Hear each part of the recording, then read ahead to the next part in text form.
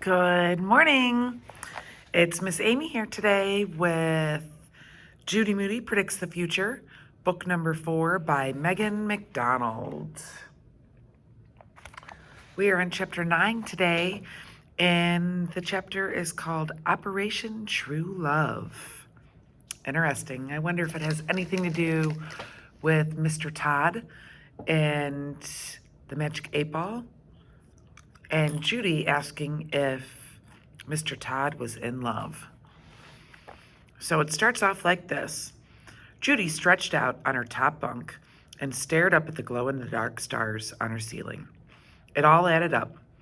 The red ring, the new glasses, the humming, the heart-shaped cookies. It was all there the whole time.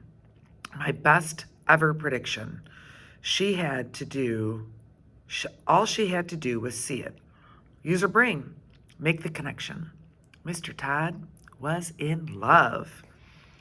At last, she, Madame M, could predict something really, truly big.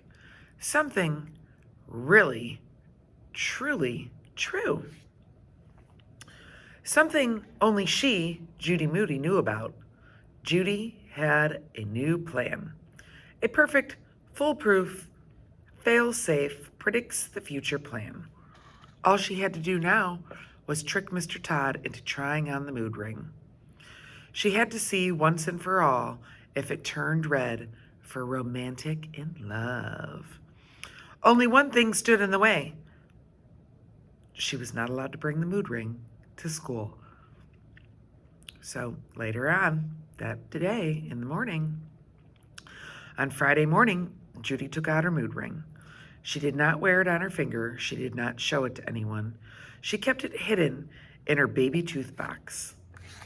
She kept that hidden in a secret pocket of her backpack until after school. Time for the Project Mood Ring, Operation True Love. She, Dr. Judy Moody, was 3/4 sure and 9/10 certain that the Magic 8 Ball did not lie. But she had been 110% sure and absolutely positive. Mr. Todd said, Judy, taking her mood ring out of her secret box, I know I'm not supposed to bring my mood ring to school and everything, but I have a VIQ, a very important question. I'm going to be in a bad mood if I see that ring is in class again. I kept it put away all day, said Judy. I promise. I was just hoping I could ask you how a mood ring works. In the name of science and everything. Mood rings are interesting, said Mr. Todd. They used to be popular when I was a kid, you know. No way, said Judy. Way, said Mr. Todd, laughing. Here, let me see that ring again. Mr. Todd held the ring with his fingers. Judy tried to ESP Mr. Todd a message. Put the ring on, put the ring on. Mood rings have their own science. Put the ring on. Do you know our bodies give off heat energy? Put the ring on. Mr. Todd slipped the ring onto his index finger.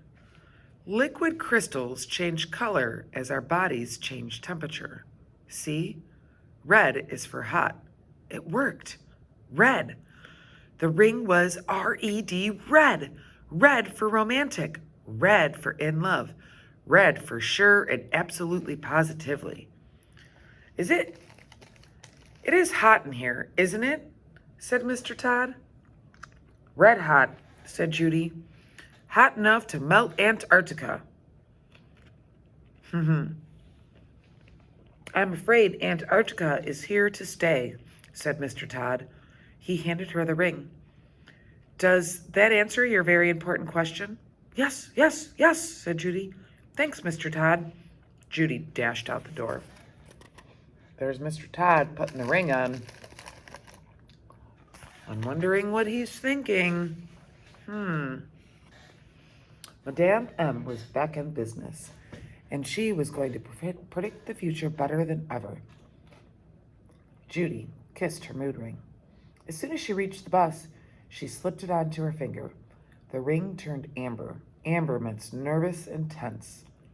She knew that she was nervous about her Judy Moody best prediction ever. Before she could tell anybody, she had to figure out who Mr. Todd was in love with. That was not going to be easy. The very next day, on Saturday morning, Judy went back to the library. She looked for Lynn, the friendly librarian with the fork and pie earrings. Today, Lynn had skateboard earrings. "You changed your earrings," said Judy. "I do that sometimes," said Lynn, and she laughed. "What can I help you with?" "Where are the books that tell you if a person is in love?" "Well, Lynn said, that kind of thing is usually hard to find in a book. Usually, a person just sort of knows inside." "Just so you know, it's not for me," Judy said, turning 3 shades of red. "I'm trying to figure out if someone else is in love." "Ah, I see. You have a million gazillion books. There must be something in here with lovey-dovey stuff everybody loves." "Let me think a minute," said Lynn. Do you have Valentine's Day books and love stories? No magic charms, spell secrets? Let's try the 100s, Lynn said. She led Judy right to the love section and pulled a purple book with silver writing off the shelf. The silver writing said, "Find your true love." Judy opened it up and flipped through the pages. Chapter 5 was titled, "All You Need is a Bowl of Molasses." "Molasses? That's easy. I'll take it," said Judy. "Thanks." Judy read the book while she waited in the line at checkout. She read it as she walked home. She read it walking into her house. In ancient times, staring into a bowl of molasses might reveal the identity of a true love. Judy went straight to the kitchen and poured a jar of thick, sticky molasses into a bowl. She added some magic words. "Eeny, meeny, chili beanie. What does Mr. Todd love?" She stared and stared into the molasses. What she saw looked like a chicken. "No way, Mr. Todd is not in love with a chicken." "What? A chicken? What do you mean her teacher's in love with a chicken? Judy Moody's not doing so good, is she?" Instead of molasses, people in Egypt looked into pools of ink. Judy got a bottle of rubber stamp ink from the desk in the hall. When she poured it into a bowl, all she saw was a big fat mess and an ink splat on her shirt that looked like Antarctica. Nobody was in love with Antarctica. Place a dish on the table and drop 21 safety pins into it. She skipped that one. She did not have 21 pins, safe or unsafe.